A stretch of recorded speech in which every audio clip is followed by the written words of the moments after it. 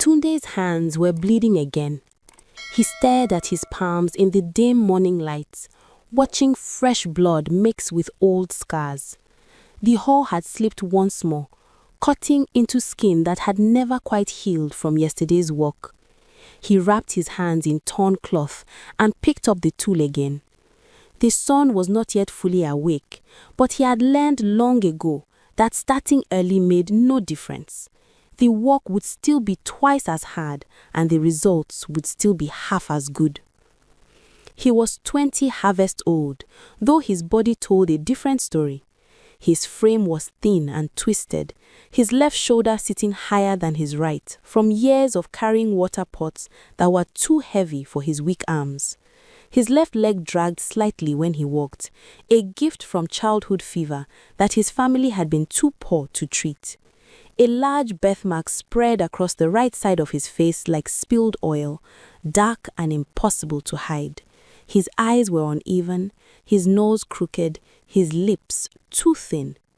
The village of Adampo had many words for him: useless, cursed, abomination, bad luck walking on two legs. But Tunde had learned to answer to all of them. He limped toward the yam field that his Uncle Bayo had assigned him, the smallest and rockiest plot, where nothing ever grew properly. The other young men were already gathering near the good fields, their voices loud with laughter and boasting. They did not greet him. They never did. Tunde, did you see that girl from the next village? One of them called out. The one with hips like water pots. I will marry her before the next harvest. Their laughter rang out across the fields like bells. Tunde kept his head down and kept walking. He had learned that making himself invisible was easier than facing their mockery. Tunde, a voice called out. It was Kola, the chief's nephew, a young man with broad shoulders and a smile that could charm anyone. Are you going to kill more yams today? Or will you just look at them until they die of ugliness? More laughter, sharp and cutting. Tunde's jaw tightened, but he said nothing. He had learned that silence was the only response that did not make things worse. He reached his plot and began to walk. The soil here was hard and filled with stones. Every time he struck the ground, pain shot up his weak arms. His twisted shoulder burned. His bad leg threatened to give out beneath him. But he kept going. He always kept going. What else could he do? By midday, sweat poured down his face, stinging his eyes and mixing with the dust that coated his skin. His hands shook from exhaustion. Around him, the other young men had already finished their sections and left for the village, their fields neat and prepared for planting. Tunde's plot was barely half done. Useless, he whispered to himself.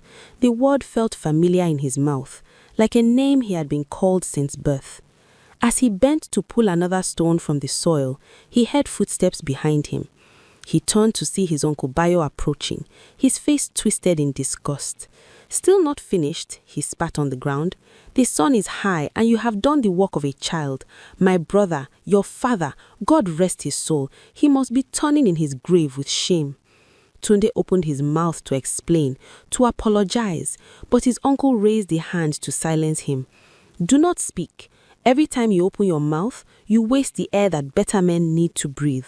Bayo looked at the field, then back at Tunde with cold eyes. You know what your mother said before she died? Tunde felt his heart clench. He knew. Everyone in the village knew, but hearing it again never hurt less. She said giving birth to you was her punishment from the gods.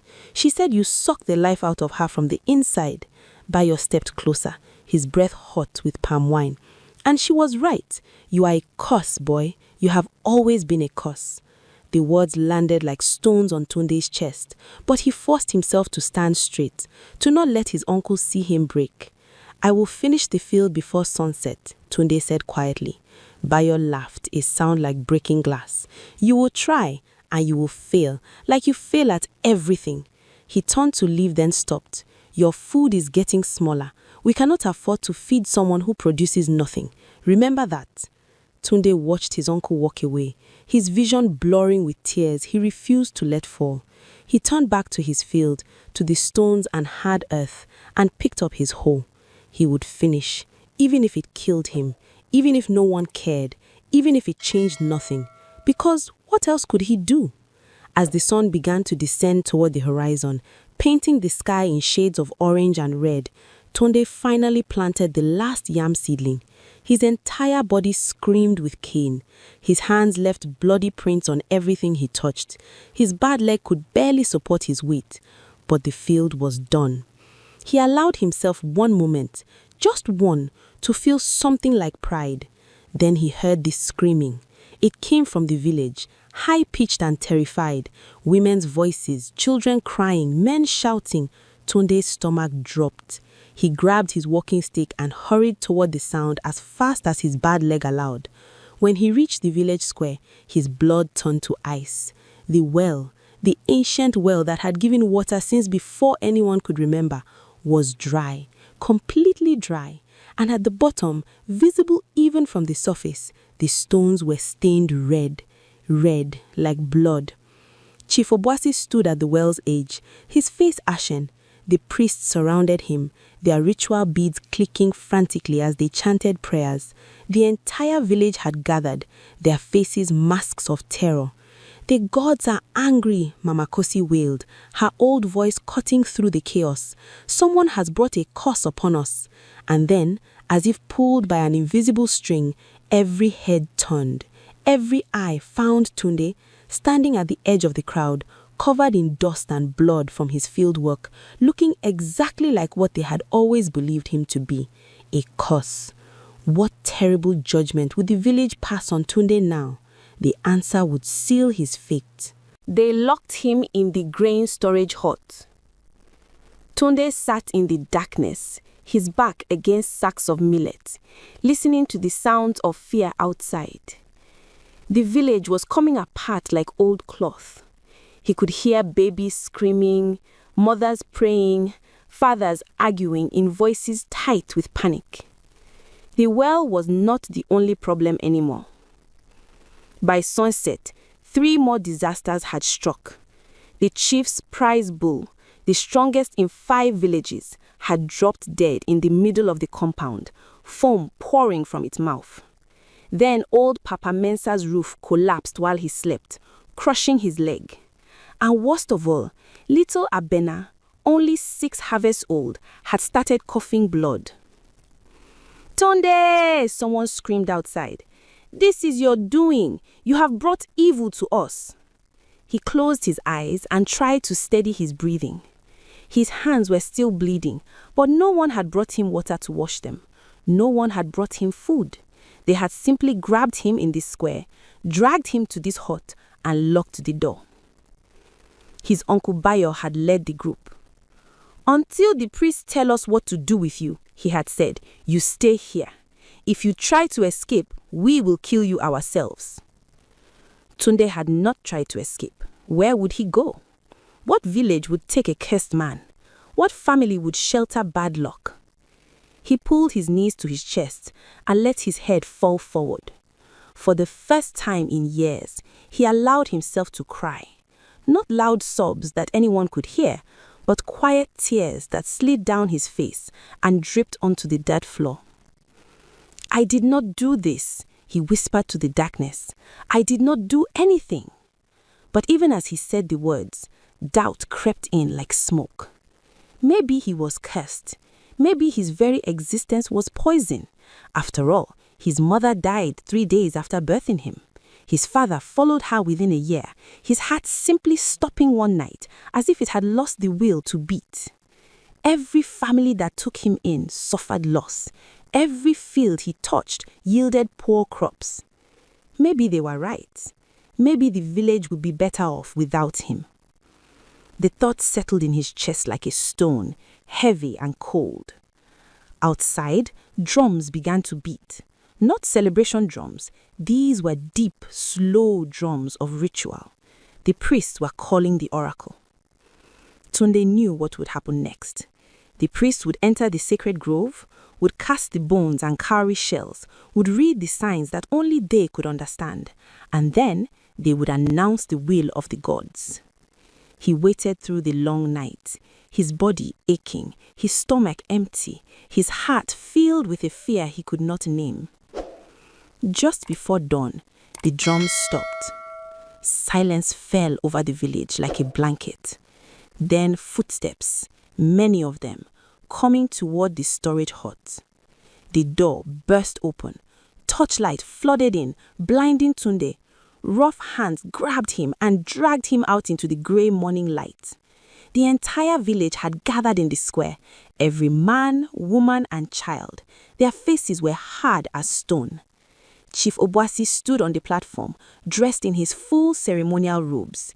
Beside him stood the 3 priests, their faces painted white with sacred chalk, their eyes red from a night of ritual. The crowd parted as they dragged Tunde forward and threw him down at the chief's feet. He landed hard on his weak shoulder, pain exploding through his body. He did not cry out. He had learned long ago that showing pain only made them enjoy it more. Tunde, son of Adisa, Chief Obuasi's voice rang out across the square. The oracle has spoken. The crowd leaned forward, hungry for judgment. The head priest stepped forward, his voice deep and hollow. The gods are angry. The land suffers because a great injustice has been committed. Blood has stained our village. Evil walks among us. It is him, someone shouted. The cursed one. Silence, the priest commanded. He raised his staff and the crowd obeyed. The gods demand balance. The gods demand payment. The gods demand... He paused, his eyes falling on Tunde with something that might have been pity. A life. Gasps rippled through the crowd. A sacrifice, the priest continued. One life, freely given, to restore what has been broken. One death to save the many. Tunde's heart stopped beating. He knew what was coming. He had always known it would end this way. Chief Obuasi raised his hand. Who shall we give to the gods? The answer came like thunder from 100 mouths at once. Tunde, the cursed one. Give them the boy who brings bad luck. He has never been useful in life. Let him be useful in death. Tunde looked up at the faces surrounding him. Men who watched him struggle in the fields and laughed. Women who turned away when he begged for water. Children who threw stones at him and called him monster. And there, in the front, his Uncle Bayo, nodding with satisfaction. It makes sense, Bayo said loudly. The gods will not miss someone who has never mattered. The words cut deeper than any knife. Chief Obuasi looked down at Tunde, and for a moment, just a moment, something flickered in his eyes. Doubt? Guilt? But it vanished as quickly as it came. Tunde, son of Adisa, the chief said formally, the oracle has chosen you. At sunset, you will be taken to the sacred grove of ancestors. There, the priest will offer you to the gods, and your blood will cleanse our land. The crowd erupted in approval. Some cheered, some clapped, some simply nodded with relief, as if a heavy burden had been lifted from their shoulders. Tunde remained on his knees, his mind strangely quiet. He thought he would be more afraid. He thought he would scream or beg or run, but instead, he felt only a deep, aching tiredness. Do you accept your fate? The head priest asked.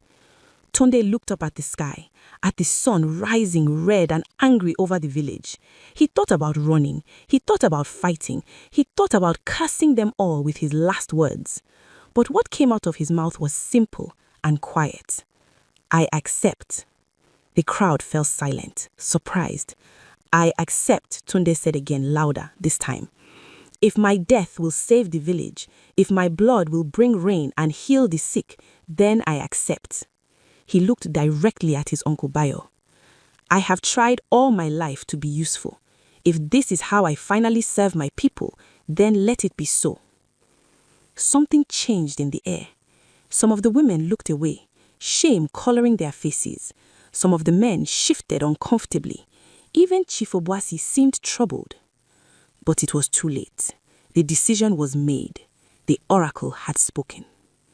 They locked him in the hut again, but this time they brought him food and water. Not much, but enough. A condemned man's final meal. Tunde ate slowly, Tasting nothing, he drank the water and felt it slide down his throat like liquid sadness. Through the small window, he could see them preparing, building the ceremonial platform, sharpening the sacred knife, gathering the herbs and oils for the ritual. His execution would be at sunset. He had one day left to live. Would Tunde find courage in his final hours, or would the village's cruelty finally break him? The sun was already climbing towards his last sunset. The sun moved across the sky like a slow blade. Tunde sat in the hut and watched light shift through the cracks in the walls, marking the hours of his final day. His mind was strange, not panicked, not calm, but floating somewhere in between, like he was already a ghost watching his own life from a distance. They had brought him water 3 times and a bowl of yam porridge with palm oil, more food than he normally ate in 2 days. The kindness of it made him want to laugh and cry at the same time. Now that he was going to die, suddenly he was worth feeding. Through the walls, he could hear the village preparing, women singing funeral songs, men building the platform at the sacred grove, children being warned to stay away from the storage hut because his curse might leak out and touch them. His curse, his uselessness, his worthless life.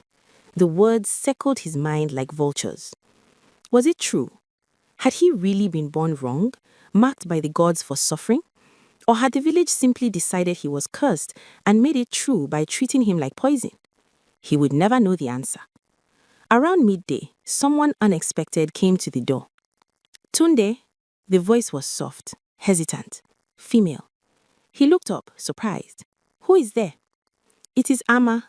His breath caught. Amma. The girl who had been kind to him once when they were children, before the others taught her that kindness to him meant loneliness for her.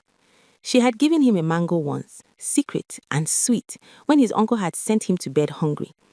What do you want? He asked, not unkindly. She paused. He heard her crying softly on the other side of the door. I am sorry. 3 words, simple, devastating. For what? Tunde asked.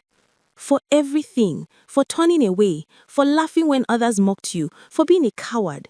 Her voice broke. You did not deserve this life, Tunde. You did not deserve any of it. Tunde closed his eyes. The words were water on a wound he had thought was too old to feel. It does not matter now, he said softly. It does matter, Amma insisted, her voice fierce through the door. It matters because it is wrong. You are not cursed. You are not useless. You have just been, she searched for words, unlucky, born into circumstances that were not your fault. Then why did you not speak up? Tunde asked, not accusing, just wondering. Why did no one speak up? Silence. Then, because we were afraid of being cast out like you, afraid of being called cursed too. She sobbed. I was a coward. I am still a coward. I came to apologize, but I will not stand in the square and stop this. I will not save you. I know, Tunde said. And he did. He understood fear. He had lived with it every day of his life. I will remember you, Amma whispered. After today, I will remember that we killed a good man because we were afraid. He heard her footsteps retreating, fast, like she was running from shame. Tunde sat back against the wall and let her words settle in his chest. A good man. No one had ever called him that before. The sun continued its march across the sky. When the shadows grew long and the light turned golden, the drums began again. Slow, deep, final. The door opened. The 3 priests stood there in full ceremonial dress, their bodies painted with white and red symbols, their eyes glazed with palm wine and ritual herbs. It is time, the head priest said. Tunde stood on shaking legs. His body did not want to die, even if his mind had accepted it. His heart hammered in his chest. His palms grew slick with sweat. They tied his hands in front of him with sacred rope, not tight enough to hurt, but enough to mark him as a sacrifice. They placed a white cloth around his neck, the cloth of the condemned. As they led him out into the dying light, the entire village stood in 2 lines, creating a path from the hut to the edge of the village where the sacred grove waited in shadow. Tunde walked between them, his bad leg dragging, his twisted shoulder aching. He kept his head up, forced himself to look at their faces. Some looked away, ashamed. Some stared with satisfaction. Some wept quietly. Children hid behind their mother's skirts, peeking out at the cursed boy walking to his death.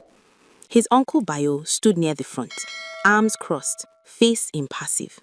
When Tunde passed, Bayo spat on the ground. Finally useful, he muttered. Tunde stopped walking. The priests paused, waiting.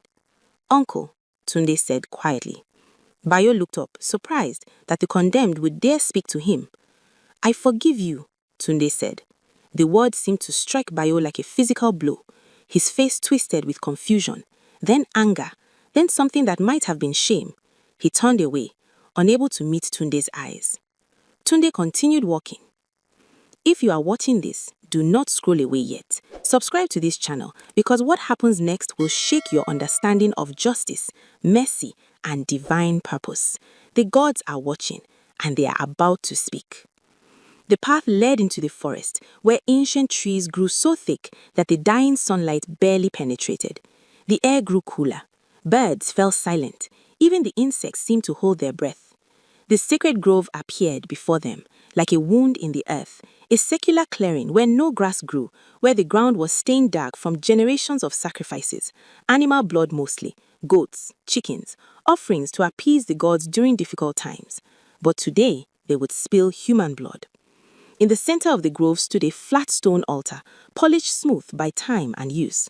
Around it, carved wooden statues of the gods stared down with empty eyes. The air smelled of incense and something older, something that made Tunde's skin crawl with primal fear. The priests led him to the altar. Lie down, the head priest commanded. Tunde's legs would not move. His body rebelled, every instinct screaming at him to run, to fight, to live. Lie down, the priest repeated, gentler this time. Tunde forced himself to move. He climbed onto the cold stone and lay on his back, staring up at the darkening sky through the gap in the trees. The stone was cold against his spine. He could see the first stars appearing, distant and uncaring. The priest began to chant in the old language, words Tunde did not understand but felt in his bones. They moved around him in a circle, sprinkling sacred herbs, drawing symbols in the dirt with white chalk. The head priest lifted the ceremonial knife, a blade of polished obsidian that caught the last rays of the sun and turned them red. Tunde's heart hammered so hard he thought it might burst through his chest. His palms grew slick with sweat. His breath came in short gasps. Tears leaked from the corners of his eyes without permission. He did not want to die. God, he did not want to die. But he did not scream. He did not beg. He simply closed his eyes and thought of Amma's words. A good man. Ancestors, receive this offering, the head priest called out, his voice echoing through the grove. Accept this life in exchange for the healing of our land. Let his blood wash away the curse that plagues us. Let his death restore balance. The knife rose high above Tunde's chest. He thought of his mother, dead 3 days after bringing him into the world. He thought of his father, whose heart had broken with grief. He thought of every insult, every beating, every hungry night, every moment of loneliness. He thought of the yam field he had finished today, the one no one would remember. The knife began its descent, and then the world exploded with light. What force could stop the blade? What power would dare interrupt the judgment of the priests? The answer was about to change everything. The light came from everywhere and nowhere at once. It buzzed from the ground, from the trees, from the very air itself, so bright that the priest screamed and fell backward, dropping the ceremonial knife. It clattered against the stone altar, the sound sharp and final in the sudden silence. Tunde squeezed his eyes shut against the brilliance, but he could still see it through his eyelids, white hot, pure, like staring at the sun. Then came the voice. It was not one voice but many, layered over each other like water flowing over rocks, male and female and neither, young and ancient, speaking in perfect harmony that vibrated through Tunde's chest and made his bones hum. Stop! The single word carried such power that the trees bent backward. The carved statues of the gods around the altar began to glow from within, their empty eyes suddenly alive with divine fire. The head priest scrambled backward on his hands and knees, his painted face streaked with terror. The gods speak! We speak, the voices confirmed, and the words seemed to come from the glowing statues, from the light itself. and we see what you have done." Tunde lay frozen on the altar, his heart still racing, his mind unable to process what was happening. Was he already dead? Was this the afterlife? "Rise, Tunde, son of Adisa," the gods commanded. His body moved before his mind could question it. He sat up on the altar, his tied hands trembling, his eyes still unable to fully open against the brilliance. "Look upon us," the voices said, and the light softened enough that he could see. The statues around him were fully alive now, their wooden forms flowing like water, shifting between solid and spirit. One was a woman with eyes like stars. Another was a man with skin like polished ebony. A third was neither male nor female, its form constantly changing. Others he could not fully comprehend, their shapes hurting his mind to perceive. These were the gods of Adanko, the ancestors, the divine powers that had supposedly chosen him for death. Tunde lay frozen on the altar, his heart still racing, his mind unable to process what was happening. Was he already dead? Was this the afterlife? "Rise, Tunde, son of Adisa," the gods commanded. His body moved before his mind could question it. He sat up on the altar, his tied hands trembling, his eyes still unable to fully open against the brilliance. "Look upon us," the voices said, and the light softened enough that he could see. The statues around him were fully alive now, their wooden forms flowing like water, shifting between solid and spirit. One was a woman with eyes like stars. Another was a man with skin like polished ebony. A third was neither male nor female, its form constantly changing. Others he could not fully comprehend, their shapes hurting his mind to perceive. These were the gods of Adanko, the ancestors, the divine powers that had supposedly chosen him for death. Tunde lay frozen on the altar, his heart still racing, his mind unable to process what was happening. Was he already dead? Was this the afterlife? "Rise, Tunde, son of Adisa," the gods commanded. His body moved before his mind could question it. He sat up on the altar, his tied hands trembling, his eyes still unable to fully open against the brilliance. "Look upon us," the voices said, and the light softened enough that he could see. The statues around him were fully alive now, their wooden forms flowing like water, shifting between solid and spirit. One was a woman with eyes like stars. Another was a man with skin like polished ebony. A third was neither male nor female, its form constantly changing. Others he could not fully comprehend, their shapes hurting his mind to perceive. These were the gods of Adanko, the ancestors, the divine powers that had supposedly chosen him for death. Tunde lay frozen on the altar, his heart still racing, his mind unable to process what was happening. Was he already dead? Was this the afterlife? "Rise, Tunde, son of Adisa," the gods commanded. His body moved before his mind could question it. He sat up on the altar, his tied hands trembling, his eyes still unable to fully open against the brilliance. "You chose me," Tunde whispered, his voice cracking. "The oracle chose me to die." "We chose no such thing," the woman goddess said, and her voice was filled with cold fury. "We sent no message. We demanded no sacrifice." The priest, still cowering at the edge of the grove, began to shake. The head priest's face had turned grey with terror. But the bones, the cowrie shells," he stammered. "You read what you wanted to read. You saw what your fear and prejudice showed you. You chose the life you deemed worthless and called it our will." The truth of those words fell like an axe. "This boy has done nothing wrong," the changing god said, his voice like wind through leaves. "His only crime was being born different in a village that mistakes difference for evil." Tunde felt something breaking inside his chest. Not pain, but a release, like a rope he had been tied with his entire life suddenly cut. They saw him, the gods saw him, and they did not see him a curse. "We have watched him," the woman goddess continued, her starlight eyes fixed on Tunde. "We have watched him endure mockery with patience. We have watched him suffer cruelty without becoming cruel. We have watched him break inside 1,000 times and still choose kindness." She gestured to the priests. "You asked the gods for a sign? We will give you one. This boy, this man you call useless, he is worth more than all of you combined." The head priest opened his mouth to protest, but the man god silenced him with a look. "You dare speak?" the god's voice boomed. "You who would murder an innocent to avoid admitting your own failures?" "Our failures?" the priest whispered. "Yes." All the gods spoke at once now, their voices shaking the earth. "Your village suffers because of your injustice. The well runs dry because you denied water to those you deemed unworthy. The crops fail because you hoarded the good soil for the wealthy. The sickness spreads because you cast out those who could not pay the healers. Tunde's mind reeled.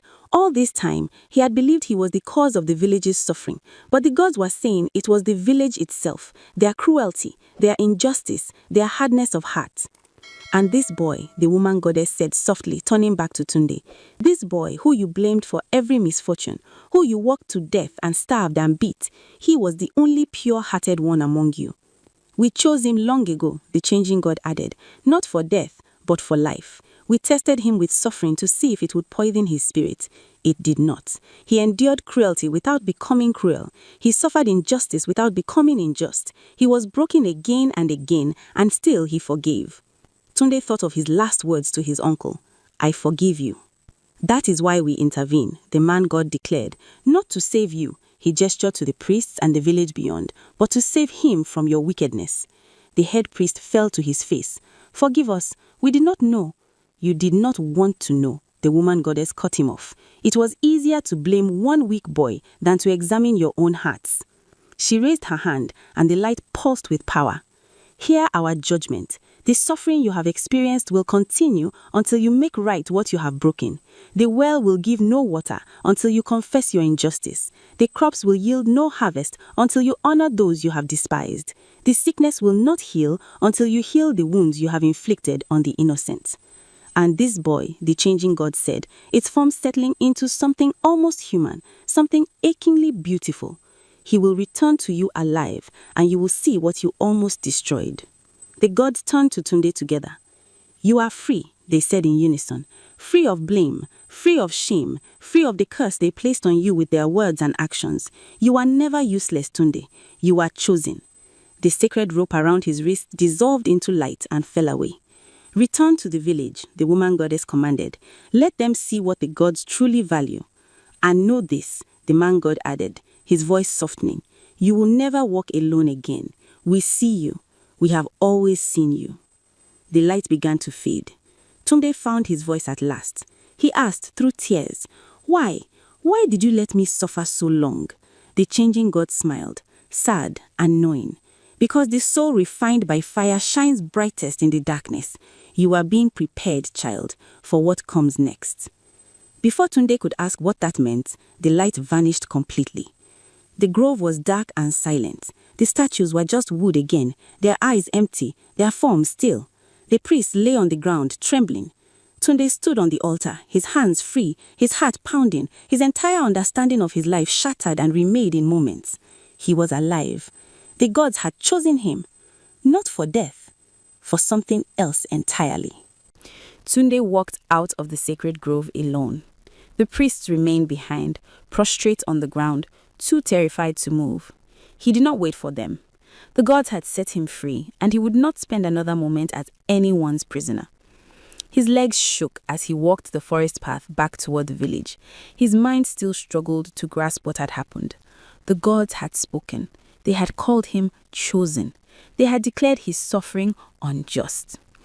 All his life, he had believed the village was right about him, that he was cursed, useless, a burden that deserved every beating, every insult, every hungry night. The gods had just told him that was a lie. The weight of that truth made him stop walking and lean against a tree, gasping for breath. Tears poured down his face, not from sadness, but from something bigger than he had words for. Release, vindication, the soul-deep exhaustion of carrying a false guilt for 20 years and finally being allowed to set it down. He cried until his body had nothing left. Then he wiped his face with his torn sleeve and continued walking.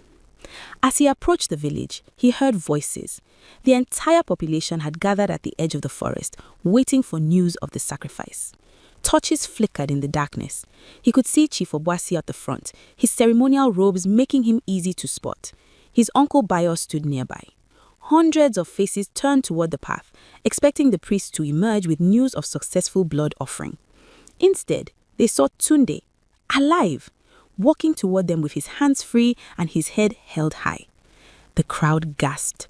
Women screamed. Men reached for weapons, thinking he was a ghost, an evil spirit come to haunt them. He lives, someone shrieked. The sacrifice lives. Demon, another voice called. He has escaped the gods. But then the priests emerged from the forest behind Tunde, and their faces told a different story. They were not angry, they were terrified, broken.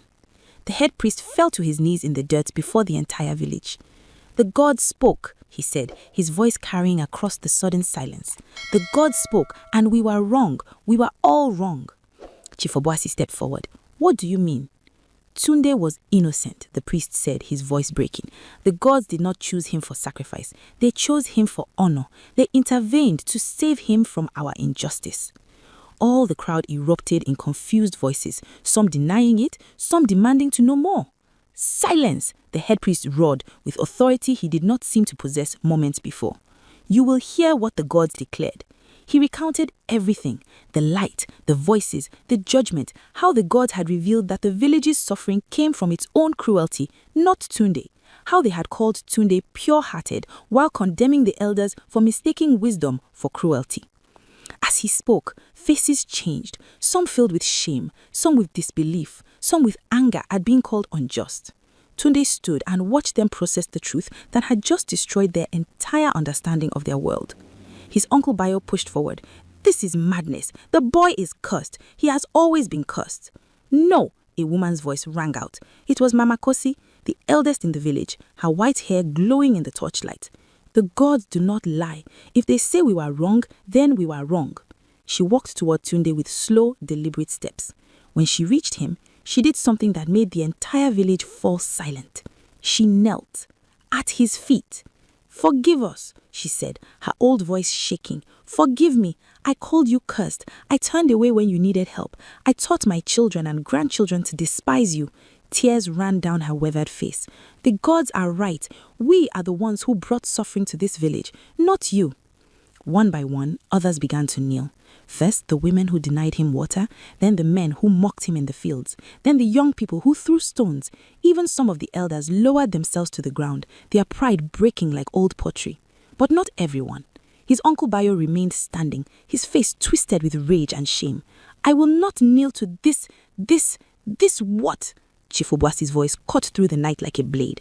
The chief walked forward, and for the first time he saw something in Tunde's eyes that might have been respect.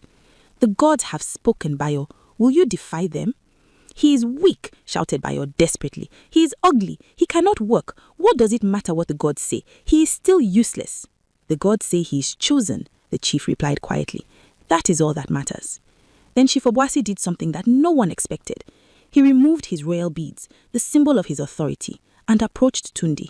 He placed the beads around Tunde's neck with his own hands. I was wrong, he said, loud enough for everyone to hear. I let an innocent man be dragged to death because it was easier to admit that our village had become rotten from within. He stepped back and lowered his head. The gods have judged us, and we are found wanting. The weight of the beads around Tunde's neck felt strange, heavy, real. The gods gave us a decree, the head priest said, rising to his feet. Our suffering will not end until we make right what we have broken. We must confess our injustice publicly. We must honor the one we despised. Only then will the well give water again. Only then will the crops grow. Only then will our children heal. Tunde found his voice at last. It came out stronger than he expected. I forgive you, he said. The words fell into the silence like stones into still water, rippling out across the crowd. I forgive you, he repeated, looking at the kneeling villagers, at his uncle who still refused to bow, at the chief who condemned him hours ago. I touched my birthmark on my face, the twisted shoulder, the weak leg. You called these things curses. The gods called them tests. You tried to destroy me with your cruelty. Instead, you refined me. Some people began to weep openly now. I will not hate you, Tunde continued. I will not seek revenge. I will be what the gods called me to be, someone who endures suffering without becoming cruel. He looked directly at his Uncle Bayo. Even you, Uncle, I forgive even you. Something broke in Bayo's face. His anger collapsed inward, revealing the shame and guilt underneath. His knees buckled, and he fell to the ground, his hands covering his body as sobs racked him. I am sorry, Bayo choked out. I am so sorry. I blamed you for my own failures. I hated you because you reminded me of my brother, and I could not save him. His voice failed him. Tunde walked to his uncle and placed a hand on his head. I know, he said softly. I know. The night air seemed to shift then, as if the gods themselves were watching with approval. Chief Obuasi raised his voice. Tomorrow at dawn, we will gather at the well. Every person in this village will confess their wrongdoing toward Tunde. We will speak our injustice out loud before the gods and each other, and we will honor him as the gods have honored him. Tunde felt exhaustion crushing over him like a wave. His body still ached, his hands still bled, but something inside him had changed forever. He was no longer the cursed one. He was chosen. But what would happen at dawn? Would the village truly change? And what did the gods mean when they said Tunde was being prepared for what comes next? Dawn came soft and golden over the village of Adanko. Tunde had not slept. He had spent the night in the proper hut, not the storage shed, but a guest house usually reserved for visiting dignitaries. They had brought him food, water, clean clothes. Women had wept as they tended his wounded hands. Men had apologized in voices thick with shame. It felt like living in a dream. Now, as the first light touched the sky, he walked toward the village well. The entire population was already gathered there, silent and solemn. They had spent the night in fasting and prayer, as the priests had commanded. The well still stood dry and stained with red, a reminder of their judgment. Chief Obuasi stood beside it, no longer wearing his full ceremonial regalia. He had dressed simply, like a common man. The head priest stood nearby, his face painted not with proud symbols, but with ash, the mark of repentance. When Tunde arrived, the crowd parted for him, and people lowered their heads as he passed. It still felt wrong, alien, like wearing clothes that did not fit. Yesterday, they had wanted him dead. Today, they bowed. Tunde, son of Adisa, Chief Obuasi called out, "Please stand beside the well." Tunde did as he was asked, his heart pounding. He did not know what would happen next. The chief raised his hands. "People of Adanko, we stand before the gods as broken people. We have sinned against the innocent. We have called evil good and good evil. We have crushed the weak and exalted the cruel. Today we confess our wrong." He turned to Tunde. "I, Obuasi, chief of this village, confess that I condemned you without seeking truth. I let you be dragged to death because it was easier than admitting our village's failure. I called you useless when you were faithful. I called you cursed when you were blessed. I was wrong. I am sorry." The words hung in the morning air. Then others began to speak. "I denied you water when you were thirsty," a woman said, stepping forward. "I am sorry. I beat you for breaking a pot that I broke myself. I blamed you for my own clumsiness. I am sorry. I threw stones at you and called you monster," a young man said, his voice shaking. "I made your childhood a living hell because others did, and I wanted to belong. I am sorry." One by one, they came forward. Hundreds of confessions, some small, some devastating. The air grew thick with truth. His uncle Bayo stepped forward last, his face haggard from a night of weeping. "He took you in when your father died," Bayo said, his voice raw. "But I did not treat you like family. I worked you like a slave. I starved you. I told you that your mother regretted giving birth to you." He paused, tears streaming down his face. "That was a lie. Your mother's last words were, 'Protect my son.' And I failed her. I failed you. I failed the gods." Bayo fell to his knees. "I have no right to ask forgiveness, but I will spend the rest of my life trying to earn it." Tunde looked at his uncle, the man who made his life a misery, who had led the charge to sacrifice him, and felt something unexpected. Not hate, not even anger, pity. "I forgive you, uncle," Tunde said. "I forgive all of you." The moment he spoke those words, the air changed. The sky, which had been clear, suddenly filled with clouds.